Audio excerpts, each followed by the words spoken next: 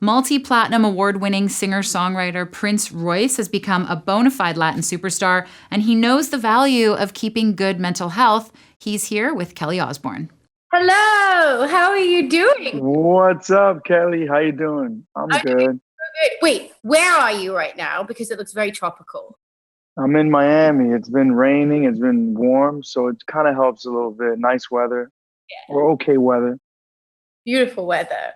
I've heard that it's been so nice there because a lot of the restrictions have been lifted like a while ago compared to like where I am, where it's just today we've been allowed to kind of start venturing out. How have you been surviving this quarantine?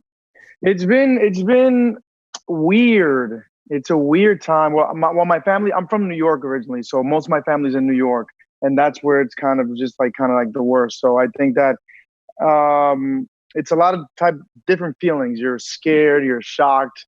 It's something new.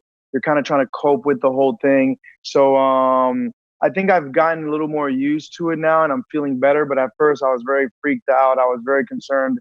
Still am about my mom and my brothers and sisters who are in New York. But the more I stay at home, the more I find things to do every day, and I've been kind of like getting used to this new normal that we've all been trying to kind of like. I'm doing a lot of FaceTimes with my family. We're doing a lot of Xboxing, and I'm socializing much. I'm almost socializing more in a way than ever before, even though it's like digitally. I reconnected with people that outside of this pandemic, I never would have reconnected with again. I have done more, achieved more, and been more proactive in myself and my life since quarantine started than I was before. And all of my friends keep telling me, why couldn't you be like this before? Did it take a global pandemic for you to get yourself together? I'm like, I don't know. I just think that when I get scared, I want to be organized. It's something for sure. Brain does it. It kicks me into this weird place where I start to put everything in order. Well, I think that also back in the day when we had more distractions, maybe. You can go out and hang out. You can go to the beach. You can do this and do that. And now that we're kind of just enclosed and either A, forced to socialize with whoever you're quarantining with, or B, forced to kind of just be productive. I've found that I've focused a little more on things that I've always wanted to focus on now because I almost have no choice but to try to be productive and try to do something, I think that's kind of what it is. When we went live, I was asking you what some of the things were that you've been doing. And there was one thing that you're doing that's like mad impressive. Like, so I'm going to let you explain it. I didn't think that was like crazy big deal. And all of the things that you could be doing right now, you're going back and you're finishing your college, and it's not just at any college. It's at like Ivy League college. So well, yeah, I started Berkeley online classes in 2013, and I was touring a lot, and I did like a few classes I never got to finish, and it was always something that's been in the back of my head. So I was like, man, I wish I could during this time, I'm like, it's the perfect time. I'm not doing anything. So I've been doing online classes, just kind of like working on my craft too. Like I'm taking Berkeley online music to, like Pro Tools and how to record myself.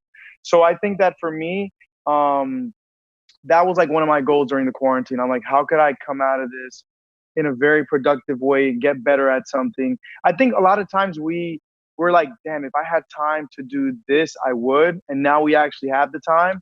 So I think that I'm definitely going to be, working on a lot of things that I've always wanted to do during this time, because now it's, I finally have time to be home, and I'm like, doing a lot of things at home that we were talking about, like organizing drawers off camera. And that's random, but that list of things that you said, I'm going to get to it. And then 5 years go by and you still haven't got to one thing on that list. And you're like, okay, I'm going to start doing it now.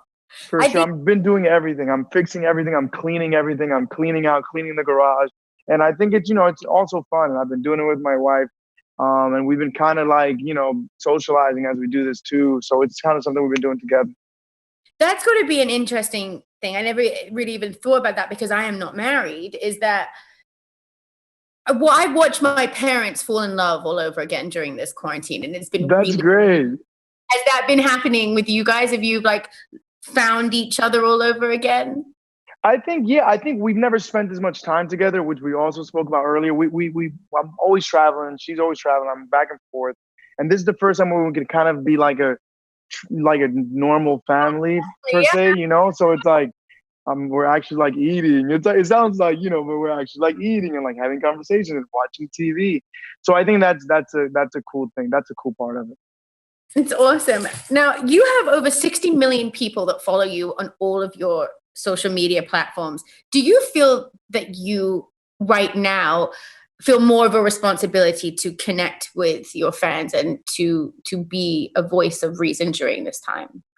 100%, 100%. I think that as a public figure or having followers, you know, I feel very blessed, first of all. And of course, I feel very responsible. I have a responsibility to try to do something positive, to try to connect with, you know, my community, my fans. And I think that there's so much going on right now in the world that I think that the least I can do is just try to spread positivity, try to spread, you know, a good message. I grew up in the projects in New York, in the Bronx, a very tough neighborhood.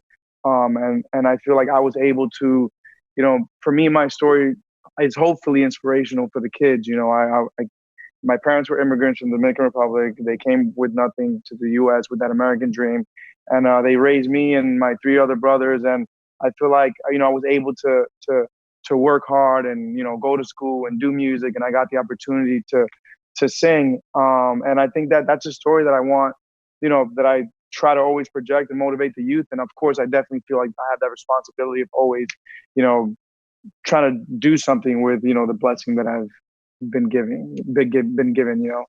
Yeah, definitely. How has your music helped you getting through this time? I think I'm discovering a lot of music. I mean, I've always loved like Shazam, and I'm always checking out music, you know, from other countries. I think that I'm a big fan of music, and I think that music in general has always helped me get through a lot. I think music, a special thing about music is that it's there when you're sad, it's there when you're happy, it's there in your birthday party. I think music, for me, music are almost like pictures. Like, you know, you listen to a song, it takes you to that 2002 or whatever that year was, or wherever you were. And sometimes you can remember a specific person that you were with or a place. And I think it's definitely helped me. I mean, it changed my life. So I think music for me has been a blessing. So I think that, you know, I love video games too. Like, and a lot of people look at video games like, oh, it's dumb. But I think video games help me so much forget about things. I'm kind of just like playing video games with my cousins and my friends. And I'm just in there in the zone. Video games to me, when I watch men play video games, any of my friends, it's almost like watching them meditate because they go into another world. It's serious. There's something that it's a way in which I watch my brother disconnect for a minute and just have a minute of like peace in his mind, and he's in another world. And that's what I've always loved about video games. And it's so peaceful, for real. It's so peaceful. Even though what you're doing isn't always the most peaceful. You're doing, and I get really angry and I throw the clicker at the wall, and so no one likes to play video games with me. But I will say, if you ever need a partner playing Bubble Witch or Tetris, I am your man, because Tetris. I know it's terrible. Anything that's a good one. Bubbles, I am like the queen of. The queen. Oh yeah, we got a battle. We got to do a Tetris tournament. Oh my god! One of these days. I will. Everyone can play Tetris. We got to do a Tetris tournament. Tetris. That's a tongue twister. Tetris tournament. Oh my god! I would seriously love that, with the mouthpiece talking to everyone. For real. Well, I can't thank you enough for taking this time to talk to us, but with Nami, and it's just been amazing.